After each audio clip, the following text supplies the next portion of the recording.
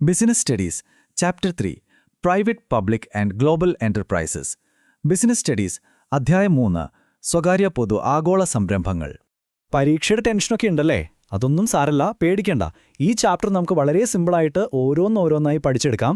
നമ്മൾ ആദ്യം തന്നെ നമ്മുടെ സമ്പദ് വ്യവസ്ഥയിലെ ആ 2 പ്രധാനപ്പെട്ട സെക്ടറുകളെക്കുറിച്ച് മനസ്സിലാക്കും. അത് കഴിഞ്ഞാൽ പബ്ലിക് എന്റർപ്രൈസിന്റെ 3 രൂപങ്ങളെപ്പറ്റി വിശദമായിട്ട് തന്നെ നോക്കും. ഇതാണ് പരീക്ഷയിലെ ഏറ്റവും ഇമ്പോർട്ടൻ്റ് ഭാഗം. പിന്നെ 1991 വന്ന മാറ്റങ്ങൾ, ഗ്ലോബൽ കമ്പനികൾ, അവസാനം ഈ ചാപ്റ്ററിൽ നിന്ന് ഫുൾ മാർക്ക് വാങ്ങാനുള്ള അടിപൊളി ടിപ്സ് നമ്മൾ നോക്കും. അപ്പോൾ നമുക്ക് തുടങ്ങിയാലോ? അപ്പം ശരി, നമുക്ക് ഏറ്റവും ബേസിക് ആയിട്ടുള്ള കാര്യങ്ങളിൽ നിന്ന് തന്നെ തുടങ്ങാം, അല്ലേ? ഇന്ത്യൻ ഇക്കോണമിയുടെ ആ അടിത്തറ എന്താണെന്ന് മനസ്സിലാക്കി തന്നെ നമുക്ക് ഈ ചാപ്റ്റർ പഠിച്ചു തുടങ്ങാം. നമ്മുടെ ചുറ്റുമുള്ള ബിസിനസ്സുകളെ നമുക്ക് പ്രധാനമായിട്ട് 2 ആയിട്ട് തിരിക്കാം. ഒന്നാമത്തത് പ്രൈവറ്റ് സെക്ടർ, അതായത് സ്വകാര്യ മേഖല. ഇതിന്റെ ഓണർഷിപ്പ് അല്ലെങ്കിൽ ഉടമസ്ഥാവകാശം സാധാരണ വ്യക്തികൾക്കായിരിക്കും. നമ്മുടെ വീടിനടുത്തുള്ള കടകളോ പാർട്ട്ണർഷിപ്പ് സ്ഥാപനങ്ങളോ ഒക്കെ ഇതിന് നല്ല ഉദാഹരണങ്ങളാണ്. ഇനി രണ്ടാമത്തത് പബ്ലിക് സെക്ടർ അഥവാ പൊതുമേഖല. ഇതിന്റെ ഉടമസ്ഥൻ ഗവൺമെന്റാണ്. ഇന്ത്യൻ റെയിൽവേ ഓർത്താൽ മതി, ഏറ്റവും വലിയ ഉദാഹരണം അതാണ്. ഇന്ത്യയിൽ ഈ 2 സെക്ടറുകളും ഒരുമിച്ചാണ് പ്രവർത്തിക്കുന്നത്. അതുകൊണ്ടാണ് നമ്മുടെ ഇക്കോണമിയെ ഒരു മിക്സഡ് ഇക്കോണമി, അതായത് മിശ്ര സമ്പദ്വ്യവസ്ഥ എന്ന് പറയുന്നത്. ഇനി നമ്മൾ ഈ ചാപ്റ്ററിന്റെ ഹൃദയഭാഗത്തേക്കാണ് കടക്കുന്നത്. അതുകൊണ്ട് ശരിക്കും ശ്രദ്ധിച്ചിരിക്കണം കേട്ടോ. പൊതുമേഖലാ സ്ഥാപനങ്ങളുടെ 3 രൂപങ്ങൾ. ഉറപ്പായിട്ടും ഒരു ലോങ് ആൻസർ ക്വസ്റ്റ്യൻ ഈ ഭാഗത്തുനിന്ന് വരും, ഗ്യാരണ്ടിയാണ്. ഇതിൽ ആദ്യത്തെ ഫോമാണ് ഡിപ്പാർട്ട്മെന്റൽ അണ്ടർടേക്കിംഗ്. പബ്ലിക് സെക്ടറിലെ ഏറ്റവും പഴയ, ഏറ്റവും ട്രഡീഷണലായിട്ടുള്ളൊരു രീതിയാണിത്. ഇതിനെപ്പറ്റി പറയുമ്പോൾ ഗവൺമെന്റിന്റെ ഏതെങ്കിലും ഒരു മിനിസ്ട്രിയുടെ ഭാഗമായിട്ടുള്ളൊരു ഡിപ്പാർട്ട്മെന്റായിട്ട് ചിന്തിച്ചാൽ മതി. അതുകൊണ്ടുതന്നെ ഇതിന് ഗവൺമെന്റിൽ നിന്ന് വേറിട്ടൊരു നിലനിൽപ്പില്ല. Indian railway, post and telegraph ഇതൊക്കെയാണ് ഉദാഹരണങ്ങൾ. ഇതിന് വേണ്ട പണം വരുന്നത് ഗവൺമെന്റിന്റെ ബജറ്റിൽ നിന്നാണ്. അപ്പോൾ സ്വാഭാവികമായും ഇവിടുത്തെ എംപ്ലോയീസ് ആരായിരിക്കും? ഗവൺമെന്റ് സർവൻസ് ആയിരിക്കും. അപ്പോൾ ഇതിന്റെ ഗുണങ്ങളും ദോഷങ്ങളും എന്തൊക്കെയാണെന്ന് നോക്കിയാലോ? ഇതിന്റെ ഏറ്റവും വലിയൊരു മെറിറ്റ് എന്താണെന്ന് വെച്ചാൽ, പാർലമെന്റിന് നേരിട്ട് കൺട്രോൾ ഉള്ളതുകൊണ്ട് ജനങ്ങളോട് ഒരു ഉത്തരവാദിത്വം എപ്പോഴും ഉണ്ടാവും. പക്ഷേ ദോഷങ്ങളും കുറച്ചധികമുണ്ട്. സ്വന്തമായി തീരുമാനമെടുക്കാനുള്ള ഫ്ലെക്സിബിലിറ്റി വളരെ കുറവാണ്. അതുകൊണ്ട് തന്നെ ഡിസിഷൻ എടുക്കാൻ ഒരുപാട് വൈകും. പിന്നെ നമ്മൾ എപ്പോഴും കേൾക്കുന്ന റെഡ് ടേപ്പിസം, അതായത് ചുവപ്പ് നാട, രാഷ്ട്രീയ ഇടപെടലുകൾ, ഇതൊക്കെ ഇതിന്റെ പ്രവർത്തനത്തെ വളരെ ബാധിക്കും. ഇനി രണ്ടാമത്തെ രൂപം, സ്റ്റാറ്റ്യൂട്ടറി കോർപ്പറേഷൻ. ആ പേര് കേട്ട് പേടിക്കണ്ട. സ്റ്റാറ്റ്യൂട്ടറി എന്ന് പറഞ്ഞാൽ നിയമം വഴി ഉണ്ടാക്കിയതെന്ന് മാത്രമേ അർത്ഥമുള്ളൂ. അതായത് പാർലമെന്റ് പാസാക്കുന്ന ഒരു സ്പെഷ്യൽ ആക്ട്, ഒരു പ്രത്യേക നിയമം വഴിയാണ് ഈ സ്ഥാപനങ്ങൾ ഉണ്ടാവുന്നത്. ആ നിയമത്തിൽ തന്നെ ഇതിന്റെ പവേഴ്സ് എന്താണ്, ഫങ്ഷൻസ് എന്താണ് എന്നൊക്കെ ക്ലിയർ ആയിട്ട് പറഞ്ഞിട്ടുണ്ടാവും. ഡിപ്പാർട്ട്മെന്റൽ അണ്ടർടേക്കിംഗിൽ നിന്ന് വ്യത്യസ്തമായി ഇതിന് ഗവൺമെന്റിൽ നിന്ന് വേറിട്ട് സ്വന്തമായി ഒരു ലീഗൽ സ്റ്റാറ്റസ് ഉണ്ട്. LIC, RBI ഒക്കെയാണ് ഇതിന്റെ ബെസ്റ്റ് എക്സാമ്പിൾസ്. ഇതിന്റെ ഗുണങ്ങൾ കേൾക്കാൻ നല്ല രസമാണ്.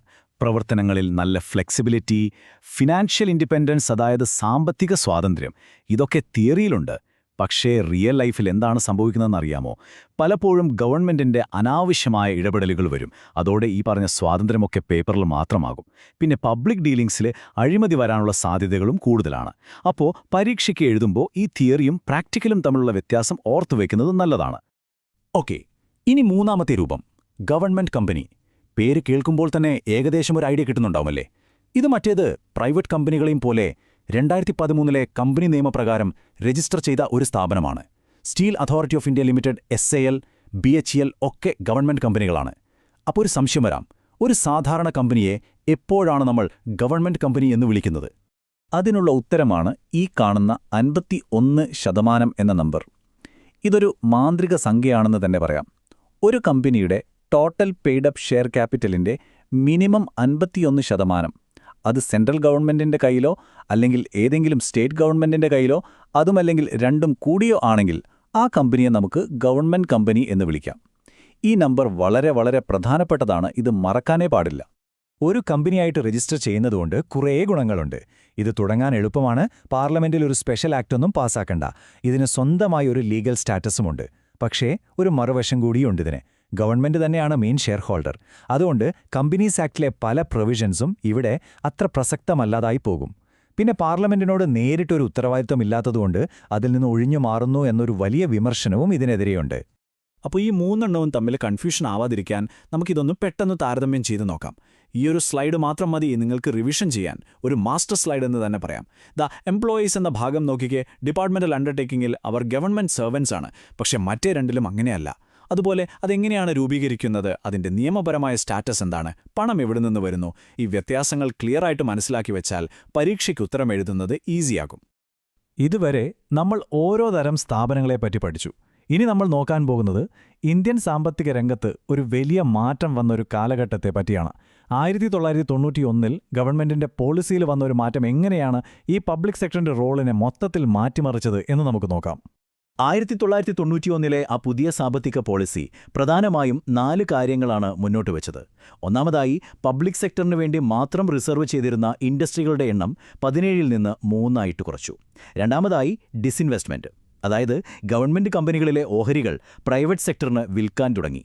മൂന്നാമതായി, നഷ്ടത്തിലോടുന്ന യൂണിറ്റുകളെ BIFR എന്നൊരു ബോർഡിന് കൈമാറി.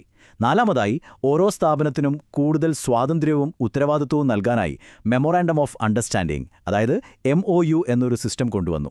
ഇതുവരെ നമ്മൾ നമ്മുടെ രാജ്യത്തിനകത്തുള്ള കാര്യങ്ങളാണല്ലോ സംസാരിച്ചത്. ഇനി നമുക്ക് കുറച്ചുകൂടി വലുതായി ചിന്തിക്കാം. ഗ്ലോബൽ ലെവലിലേക്ക് പോകാം. മൾട്ടിനാഷണൽ കോർപ്പറേഷനുകൾ, അതായത് MNCകളും ജോയിന്റ് വെഞ്ചറുകളും എന്താണെന്ന് നമുക്ക് മനസ്സിലാക്കാം. എന്താണ് ഈ ജോയിന്റ് വെഞ്ചർ? സിമ്പിളായി പറഞ്ഞാൽ ഇതൊരു തരം ബിസിനസ് പാർട്ട്ണർഷിപ്പ് പോലെയാണ്. 2 അതിൽ കൂടുതലോ ബിസിനസ്സുകൾ ഒരുമിച്ച് ചേർന്ന് ഒരു കോമൺ ലക്ഷ്യത്തിനു വേണ്ടി പ്രവർത്തിക്കുന്നു. അവർ അവരുടെ റിസോഴ്സസ്, ടെക്നോളജി, മാർക്കറ്റ് ഒക്കെ ഷെയർ ചെയ്യും. ലാഭവും നഷ്ടവും ഒരുമിച്ച് പങ്കിടും. അത്രയുള്ളൂ. അപ്പോ എന്തിനായിരിക്കും ഈ കമ്പനികളൊക്കെ ഇങ്ങനെ ഒരുമിച്ച് ചേരുന്നത്? ഒരുപാട് ഗുണങ്ങളുണ്ട്. കൂടുതൽ റിസോഴ്സസ് കിട്ടും, കപ്പാസിറ്റി കൂടും, ഒരു പാർട്ട്ണറുടെ മാർക്കറ്റിലേക്ക് മറ്റേ ആൾക്ക് ഈസിയായിട്ട് കയറാൻ പറ്റും, പുതിയ ടെക്നോളജി കിട്ടും, പുതിയ പ്രോഡക്ട്സ് ഉണ്ടാക്കാം, പ്രൊഡക്ഷൻ കോസ്റ്റ് കുറയ്ക്കാം, പിന്നെ ഓൾറെഡി അറിയപ്പെടുന്ന ഒരു ബ്രാൻഡ് നെയിം ഉപയോഗിക്കുകയും ചെയ്യാം. ഇതൊരു അടിപൊളി ബിസിനസ് സ്ട്രാറ്റജിയാണ്. ഓക്കെ, അപ്പോൾ നമ്മൾ ഈ ചാപ്റ്ററിലെ തിയറി ഭാഗമൊക്കെ കവർ ചെയ്തു. പക്ഷേ ഇതൊക്കെ പഠിച്ചതെന്തിനാ? പരീക്ഷയ്ക്ക് മാർക്ക് വാങ്ങാൻ, അല്ലേ? അപ്പോൾ അതിനുള്ള വഴികളാണ് ഇനി പറയാൻ പോകുന്നത്. പഠിച്ച കാര്യങ്ങൾ വെച്ച് എങ്ങനെ പരീക്ഷയിൽ ഫുൾ മാർക്ക് വാങ്ങാമെന്ന് നോക്കാം.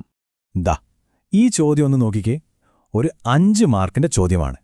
ഡിപ്പാർട്ട്മെന്റൽ അണ്ടർടേക്കിങ്ങുകളുടെ പോരായ്മകൾ വിശദീകരിക്കാൻ പറഞ്ഞാൽ നിങ്ങൾ എങ്ങനെ ഇതിന് ഉത്തരം എഴുതും? ഒന്ന് മനസ്സിൽ ആലോചിച്ച് നോക്കിക്കേ. എന്തൊക്കെ പോയിന്റ്സ് എഴുതും? എങ്ങനെ തുടങ്ങും? ഒരു പെർഫെക്റ്റ് ആൻസർ എഴുതാൻ ഈ 4 സ്റ്റെപ്പുകൾ ഓർത്താൽ മതി. ഇതൊരു ഫോർമുല പോലെയാണ്. ഒന്നാമതായി, ഇൻട്രൊഡക്ഷൻ. ആദ്യം എന്താണ് ഡിപ്പാർട്ട്മെന്റൽ അണ്ടർടേക്കിംഗ് എന്ന് ഒറ്റ വാക്യത്തിൽ പറയുക. രണ്ടാമതായി, പോയിന്റ്സ്. ഓരോ പോരായ്മയ്ക്കും നല്ല ക്ലിയർ ആയിട്ടുള്ള ഹെഡിംഗ് കൊടുക്കുക. മൂന്നാമതായി, എക്സ്പ്ലനേഷൻ. ഓരോ ഹെഡിങ്ങിനെയും 1-2 സെന്റൻസിൽ സിമ്പിളായിട്ട് വിശദീകരിക്കുക. നാലാമതായി, പ്രസന്റേഷൻ. നല്ല വൃത്തിയായി എഴുതുക, ഹെഡിങ്ങുകൾക്ക് അടിവരയിടുക. ഈ സ്ട്രക്ചർ ഫോളോ ചെയ്താൽ മാർക്ക് ഉറപ്പാണ്.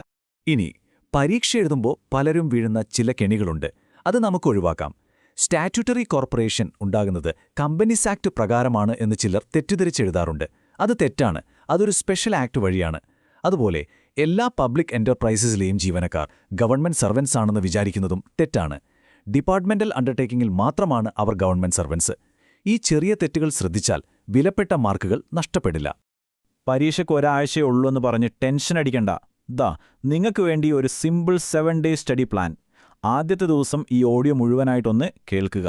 2ാം ദിവസം ഒന്നുകൂടി കേട്ട് ചെറിയ നോട്ടുകൾ ഉണ്ടാക്കുക. പിന്നെ ടെക്സ്റ്റ് ബുക്ക് വായിക്കുക. ചെറിയ ചോദ്യങ്ങളും വലിയ ചോദ്യങ്ങളും എഴുതി പ്രാക്ടീസ് ചെയ്യുക.